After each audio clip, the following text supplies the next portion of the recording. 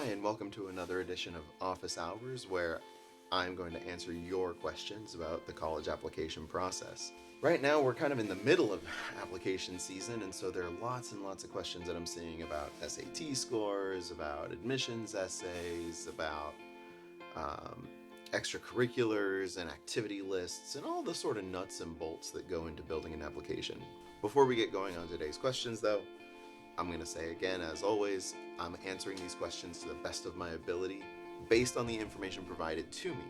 So if there's not enough information and I'm going to have to make a lot of assumptions, if I were to really be working with this student, my advice would probably be different because I would have a more complete picture of who they are. But that said, let's go ahead and get started. I'm going to lump 3 questions together into one because they're all SAT related. SAT scores just came out, and so there are lots of questions about, is this score good enough, should I submit this score, etc. I'm going to go ahead and read a couple of these. Outer Looped writes, should I submit my SAT score? For reference, my highest score so far is a 1420, and I come from a Title I school with an average SAT of around 950. The schools which I'm debating submitting my score to are USC, NYU, and Rice. I'm just going to write some stuff down here. And we're talking about a 1420. I've heard not to submit if you're under the 25th percentile score, which I am for all 3. I was wondering if my school having a low average would make any difference. Just hoping for some insight in general. Okay? Similar. Fluid Wave 4331 writes, 1520 SAT for Yale, restricted early action. Can I superscore a 1520 with 800 on math?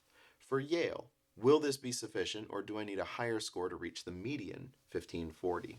And lastly, should I submit my current SAT score? Dangerous Flower 599 writes, I just received my SAT score, 690 in English, 710 in math, total 1400. Is it worth it to send in these scores to UMass Amherst, UW, UMichigan, GU, Northeastern, Villanova, UVM, and Dartmouth as a Hispanic female, daughter of an immigrant and first-gen student? Okay, so I'm gonna switch us over here to this sort of view, and we're gonna write out some stuff. I've already got some notes here. We've got USC, NYU, and Rice, and this is a 1420 from a T1 school, average of 950. Okay. The other student was a 1520 for Yale, and Yale's median is a 1540. And then our last student was a 1400. It was 690 English, 710 math for a 1400 total. Now, I will say for the 2 Title I kids, this last one over here on the right, all we know is it's a female Hispanic first generation student. We don't know what their major is. I'm assuming, UW is slightly more tech oriented, but the other schools, Villanova, Dartmouth, Northeastern, GU, UMich is good at a lot of stuff. UMass Amherst is good at a lot of things. It's a big research university. So we don't know what major either. A 710 in math might give me a little bit of concern for like an engineering major or a CS major or a math major, physics major, things like that. Not that it's a bad score by any means, but when we're talking about schools like Dartmouth, Northeastern, UMich, UW, and places like that, we want that math score to be as high as possible because those schools tend to have a really spiky math score. But in general, and same with the other student, the 1420 coming from a Title I, we don't know their major. They're just concerned because they feel like this score is below the 25th percentile, right? So before we get into a lot of this data, I did want to sort of come over here and show you some information about SAT scores. I see this question all the time. And so we just need to be aware that when we're talking about like a 1400, that's putting you in the 97th percentile of test takers in the nation for math. Okay, or for the SAT, excuse me. A 1400 puts you in the 97th percentile, meaning you're in the top 3% of all test takers in the nation. That's pretty darn good, right? And if you're getting a 1300, you're still in the top 10% of all test takers in the nation. So if you're anywhere between 1350 and 1600, you're in pretty limited company as far as test takers nationally. All right. So that's number one to keep in mind. Number two to keep in mind that this website, everything from here on is going to look at things by percentile, not by score. Okay. So if we're looking at Harvard, Yale, Princeton, obviously their median is at the 99th percentile. However, what that means is that 50% of the students are above the median, 50% of the students are below the median. That's what the median is. It's the exact center data point. So if you are below 1500, if you're somewhere between 14 and 1500, you're still able to get in, right? You're just not at the highest possible statistical chance of getting in based on your SAT score alone. Now, for this student over here from the Title I school with this 1420, their larger context, maybe I shouldn't have drawn a circle, their larger context of their school being sort of a 950 average is going to do a lot to help them, right? Yale specifically has gone back to requiring the SAT this year, and their argument was that they had a lot of minority students who had scores that, you know, kids online would call bad, right? We're talking like 1250s, and that score would have been enough to get the student in. They had all the other things. They had the extracurriculars, they had the leadership, they had the sort of personal qualities, they had the grades and the rigor, they had all the stuff. And if they had just submitted that SAT score, Yale says they would have admitted these students. But being test optional, these people did not submit their score because they felt like it was far below the middle 50%. And so they weren't willing to submit that. And it cost them admission to Yale. That was a poor decision that they made because they were looking at this number in a vacuum and saying, well, you know, go away. You know, Yale is taking median 99th percentile, median 1500. So 1250 is not going to cut it, 1300 is not going to cut it. And that's just not true. That's just not true. You shouldn't be looking at the score, and this goes for all three students who asked this question. You shouldn't be looking at the score and comparing your score to the middle 50% at the university. I mean, you can, and I can see why people logically do that. But what you really should be doing is looking at your application, looking at your school, looking at your score, and then saying, does this number make my application stronger? Or does it make my application weaker? And that question has nothing to do with any other applicant, any university numbers, anything like that, right? It has to do with you. And so, especially for this 1420, where the average is 950, I would say that number makes your application stronger. You know, you're getting good grades. Obviously, you have a pretty high GPA, but even other students with pretty high GPAs aren't scoring in the top 3% of applicants in the nation. They just aren't. So coming out of that school with a 1420, that's going to bring attention to your application because it's higher than normal for your school. And it validates your GPA for a college. They're going to look at your GPA and they're going to say, oh, great, really high, fantastic. But then they're going to look at your school's history overall and they're going to say, oh, but that high GPA doesn't really translate to success at our school. And then they'll see that 1420 and they'll say, oh, but they got a really high SAT score, so maybe they can be successful at our school. GPA says you'll work hard, you'll be consistent, you'll do the homework, you'll study for tests. SAT score shows that you have the aptitude and ability to be successful. And so those two things will combine to make a pretty compelling case for your admission. If you take that out just because you feel like it's not above the middle 50, they lose that perspective on your application and on your studies. They lose that validation of your grades from your high school. So I would argue that you should totally be submitting this. Same with this other person over here, this 1520 from Yale, 1540 median score. 1540 is the median. And not only is it the median, you're above the 99th percentile. You're in the 0.1 or you're in the 0.9% of test takers in the nation. A 1520 is a fantastic score, and you should be sending that to every single school you apply to, regardless of what their median is, right? Nationally, that score is really, really strong. And I would, my personal clients would be told to submit that to every single school they apply to, regardless of your major, regardless of anything, really. That's a score we're submitting. You shouldn't be that concerned about 20 points. The other reality is your score comes in a range.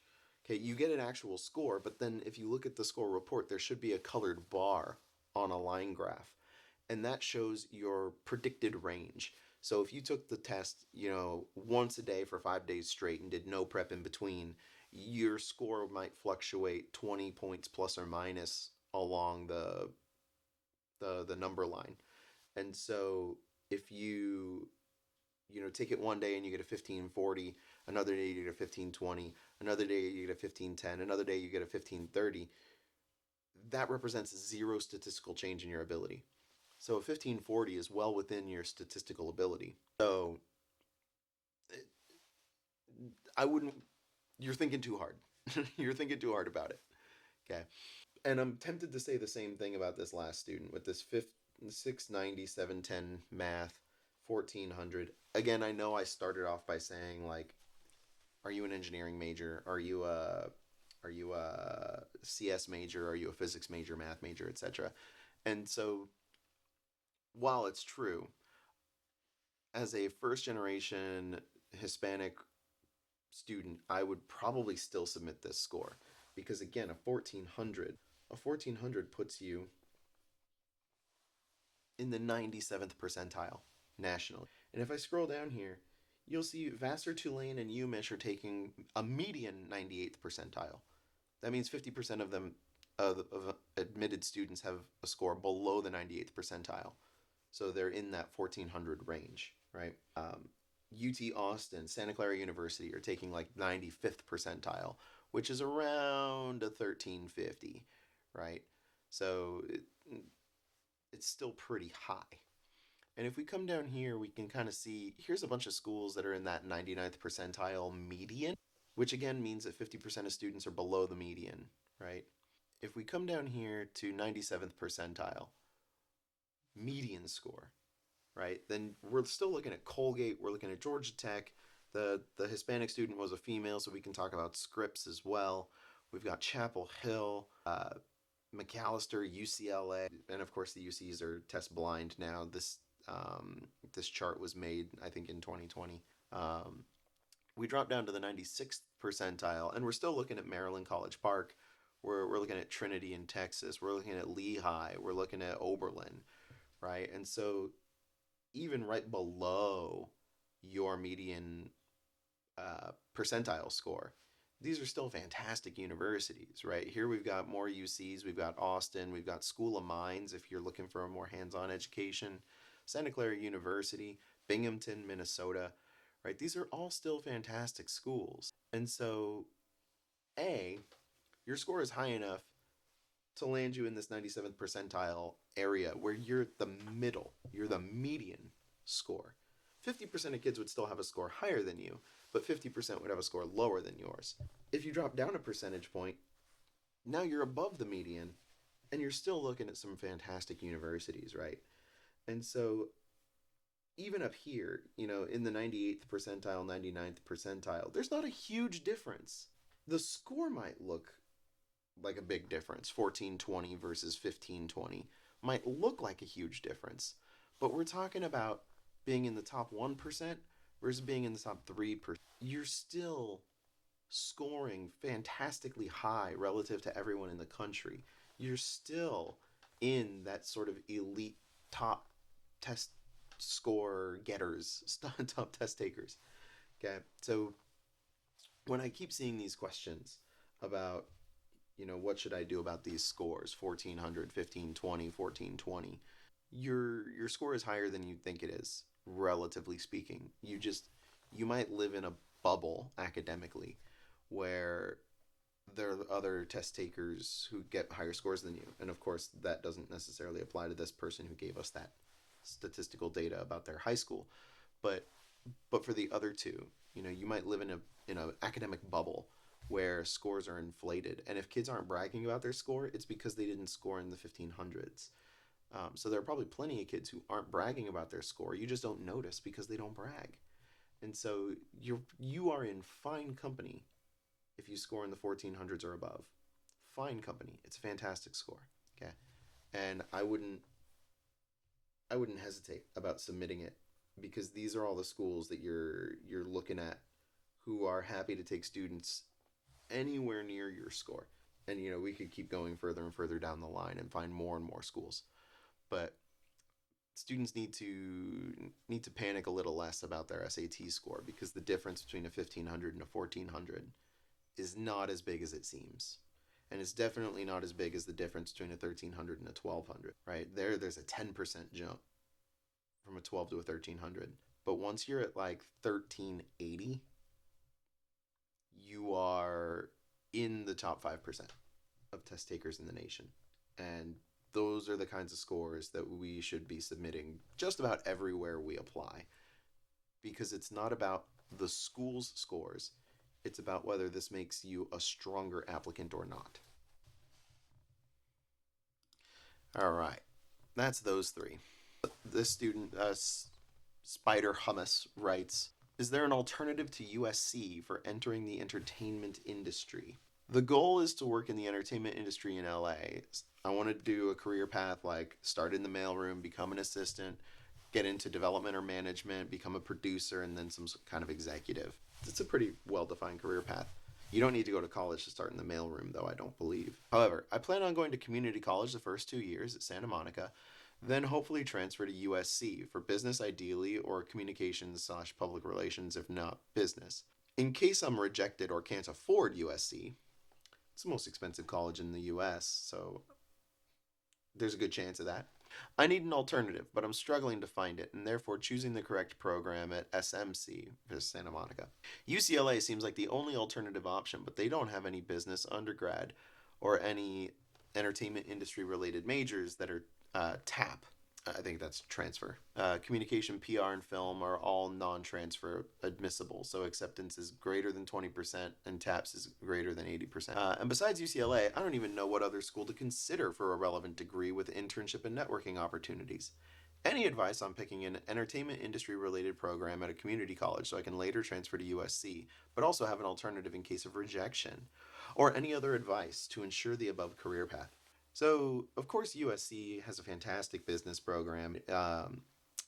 If you wanted to go to USC's business school, or obviously UCLA also has a fantastic business program. They all or not business, sorry, they have a fantastic like film program. You would have to do like economics or communications or something at UCLA for your undergrad. They don't have a business undergrad.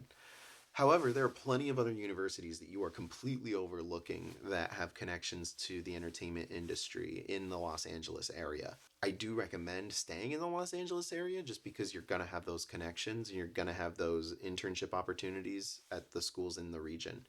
But Chapman University has one of the best film programs in the nation. And within their film school, within Dodge College of Film, they have a entertainment industry business major. And so you would be doing business courses, but specifically geared towards the entertainment industry. They also have a business school on campus, and it's a fine business program. It's a really, really good one. Lots of hands on opportunities, and one of the cool things there is anything that you develop or design while you're a business student there, even if you're using school resources, you retain the rights to that product or that idea so that you can create that business.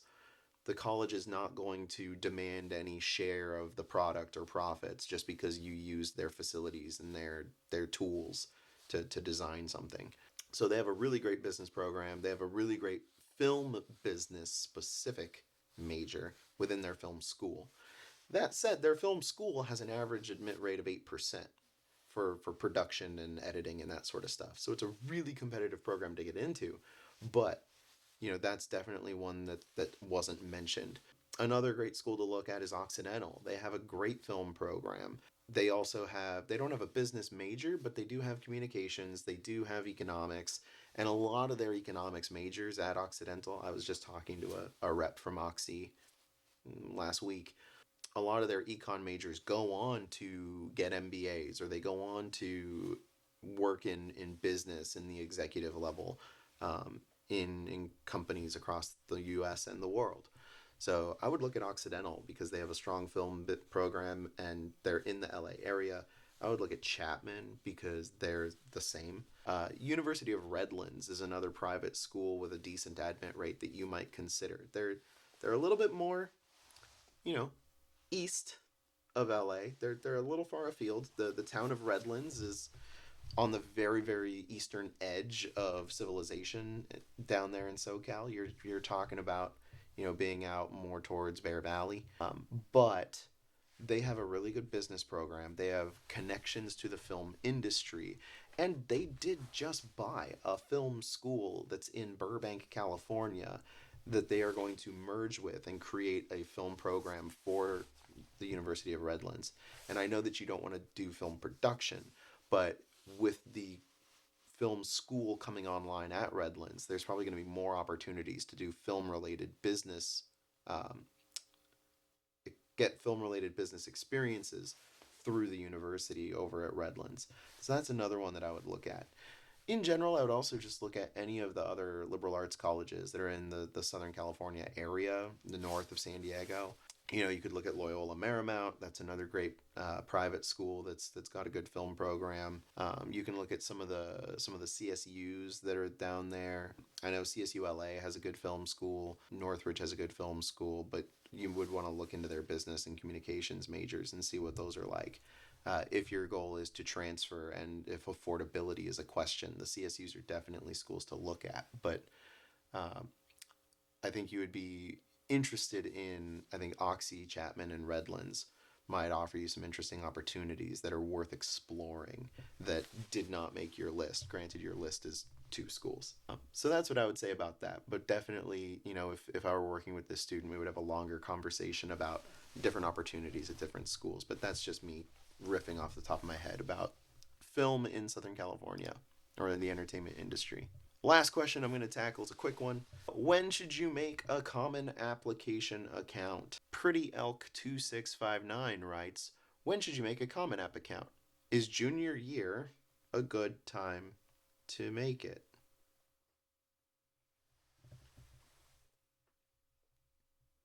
No. No. Junior year is not a good time to make a common app account. Don't do it. Don't. Uh, First of all, you're a junior. Focus on your APs, focus on your SAT, ACT, focus on your extracurriculars and having experiences that are going to make you a more interesting applicant. There's no benefit to making a common application account anytime before August of your senior year, right before school starts, right? There's no benefit, none at all. For more practical purposes, if you create a common application account now, in August, they are going to reset the accounts. Every year, I have my own fake Common App account that I use to look at the applications and help students navigate the app and all that sort of stuff.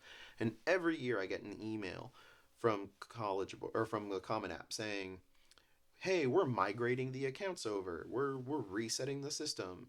When you want to migrate your account, go sign in and do this, this, this." every year they have to update applications, they have to update essay prompts, they have to update the system in general to reset things for the next year. And so if you make your account now, you're going to be looking at information that's a year too soon, and then come July or August, it's all going to get reset, and you're going to have to just re-sign. It's not a huge deal. Like you re-sign in, and usually your schools are saved, but I think you have the option to say don't save my schools and delete those. But it's going to get reset. So why would you create the account now? Like, you don't need to. You don't need to. By all means, if you want to, go ahead. But do you need to? When should you? You should do it in August before school starts. That's when you should do it. You don't need to do it before that. But is there any harm in doing so? Not really. Not really. And so that's where I'm going to sort of leave us off for today. A lot of talk about SAT scores and that sort of stuff. And then, conversations about film industry specifically, which, every year I work with at least a couple of film students. And so I'm always happy to talk about film. And then it was kind of an interesting question about trying to get a jump on the application process junior year and starting early, which I do not recommend. You've got other things that you should be prioritizing and concerning yourself with instead of worrying about when to create your common application account. Anyway, that's all I've got for you today. Thanks again for watching. And if you have any questions that you want to ask me, you can email me at collegequestions@dawesacademics.com. You can reach out in the comment section below, or you can find me on Instagram or on Facebook or YouTube. Thanks so much for watching. So, if that video helped you, then please help me by liking, sharing, and subscribing, or following, on whatever social media platform you prefer. Doing so really helps allow me to do what I like to do, which is help students and families manage the college application process. And if you're looking for more targeted support yourself, there's a link in the description that'll allow you to book a consultation with me, and we'll see how I can help. It's free. Anyway, thanks again for watching.